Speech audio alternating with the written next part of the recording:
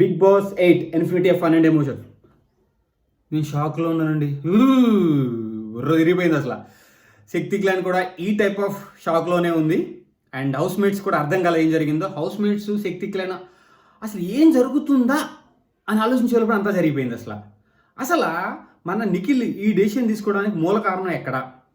అసలు ఈ ఆలోచన రహిత నిర్ణయానికి ఏ పురుగు వల్ల ఈ నిర్ణయం తీసుకున్నాడు అన్న దాని గురించి ఈ వీడియోలో విశ్లేషిద్దాము. ఈ వీడియోని మీరు పూర్తిగా చూడండి. నిఖిల్ అసలు ఈ డెసిషన్ తీసుకోకముందు బ్యాక్గ్రౌండ్లో ఏం జరిగింది? మన బిగ్ బాస్ పిలిచి అడిగాడు ఎవరి దగ్గర ఆ రెడ్ ఎగ్ ఉంది అని చెప్పి. మన నిఖిల్ నేను మార్నింగ్ చూస్తుంటారు కదా, రెడ్ ఎగ్ చక్క దొరికింది, మన సీతక్క చెప్పింది లోపల తీసుకురామని చెప్పి మనోడు తీసుకొచ్చాడు, దాచుకున్నాడు, బాగానే ఉంది. సో ఇప్పుడు బిగ్ బాస్ ఏం చెప్పాడు? ఈ రెడ్ ఎగ్ అయితే ఎవరి దగ్గర ఉంటుందో ఆ క్లాన్లో ఒకళ్ళని చీఫ్ కంటెండర్గా సెలెక్ట్ చేయొచ్చు, అంటే ఎన్నుకోవచ్చు. అది ఆ పవర్ ఇప్పుడు ఎవరికి వచ్చింది? నిఖిల్కి వచ్చింది. సో నిఖిల్కి దొరికింది. ఈవెన్ సీతక్క తెమ్మన్నా కానీ నిఖిల్కే దొరికింది. అంటే నిఖిల్ ఎగ్ అది. సో నిఖిల్ ఓన్ డెసిషన్ తీసుకోవాలి. అప్పుడు నేనైతే ఏమనుకున్నా, పృథ్వీ కానీ సీతక్క కానీ లేదంటే విష్ణుప్రియ కానీ వీళ్ళ ముగ్గురు ఎవరో ఒకరిని సెలెక్ట్ చేస్తాడని చెప్పి 100% కాన్ఫిడెంట్తో ఉన్నాను.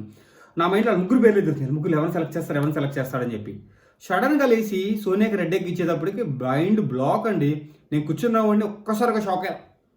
అంటారు కదా షాకింగ్ అని చెప్పి, ఆ టైప్ ఆఫ్ షాక్ అయ్యానండి. నేనైతే షాక్ అయ్యానండి. ఇప్పుడు చూసిన వాళ్ళకి ఏమనిపించిందో కానీ ఆ డెసిషన్ నాకు మాత్రం అసలు నా తెలిసి ఈరోజు నైట్లో నిద్రలో కూడా వస్తుంది ఆ డెసిషన్. అసలు ఏంటి నిఖిల్ ఎలా చేశాడు అని చెప్పి. దీనికి కారణం ఏంటి అసలు? మీకేమనిపిస్తుంది? నాకైతే ఎమోషనల్ బ్లాక్ మెయిల్.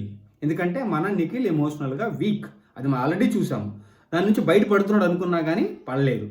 మీరు ఎందుకన్నాను అర్థమై ఉంటుంది మీకు. ఎందుకన్నాను?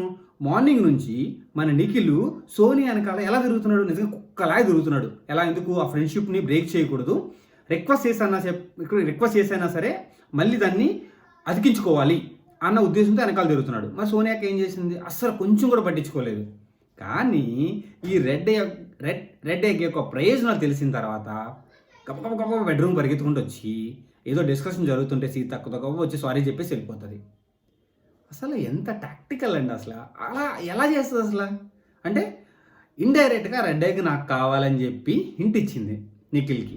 నిఖిల్ ఎర్రి పప్ప నిజంగానండి. అసలు ఎంత స్ట్రాంగు. సడన్గా ఎందుకు వీక్ అయ్యాడు? సోనియాకి ఎందుకు ఇచ్చారు? నాకైతే అర్థం కావట్లేదు అసలు.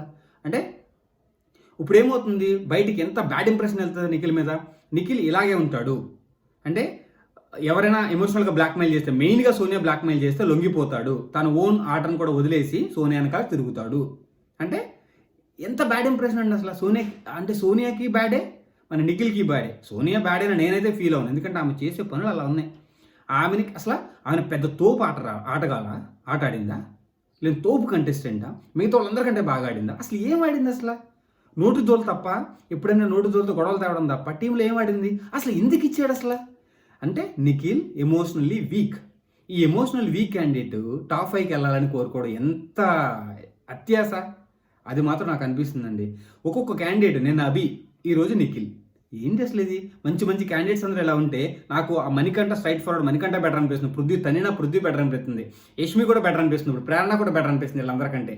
అంటే వీళ్ళందరిని మనము సింహాసనం మీద కూర్చోబెడితే అంటారే కదా, సింహాసనం కుక్క కూర్చోబెట్టినాక దాని బుద్ధులు పోవని చెప్పి, అలాగే ఉంది వీళ్ళ పరిస్థితి కూడా. వీళ్ళని ఎక్కువ వెనకేసుకొస్తుంటే వీళ్ళ బుద్ధి మాత్రం మారడం లేదు. ఎమోషనల్గా అసలు సోనియాకి ఎగ్ ఇవ్వడం అనేది వరస్ట్ డెసిషన్, చెత్త డెసిషన్, బ్రెయిన్లెస్ డెసిషన్. అసలు నిఖిల్ వద్దులే. నిఖిల్ ఫాలోవర్సు లేదంటే వాళ్ళు ఇష్టపడే వాళ్ళు ఎవరున్నా సరే తిట్టుకున్నా పర్లేదు, బట్ ఇది మాత్రం కరెక్ట్ డెసిషన్ కాదు, చెత్త డెసిషన్. సోనియా ఆట కూడా కరెక్ట్ కాదు. అసలు ఆమె కరెక్ట్ అనిపిస్తుంది. స్ట్రాటజీతో చక్కగా ఎగలాగేసుకుంది. పాపం సీతక్క అండి ఎంత ఏడుస్తున్నాను, ఓదార్చడం కూడా కష్టము. పృథ్వీ ఎర్రి పప్ప గెలిచిన తర్వాత ముగ్గురుగా డ్యాన్స్ వేస్తున్నారు. ఆడికి బుద్ధి లేదు. చక్కగా నేను ఇంత కష్టపడని ఫైట్ చేయలేకుండా సోనియా గురించి హ్యాపీ ఫీల్ అవుతున్నాడు. వీళ్ళిద్దరు నిజంగానే యష్మి అన్నట్టు వీళ్ళిద్దరు బాడీ గార్డ్ లాగా పనిచేస్తున్నారు సోనియాకి. ఎంతకాలం నడుస్తుంది? నాకైతే అంత చీ అనిపించిందండి. షాక్లో బయట రావడానికి కొంచెం టైం పడుతుంది. బట్ నిఖిల్ వేస్ట్ పోయా నువ్వు. Thank you guys. Signing off. We'll discuss more in coming video.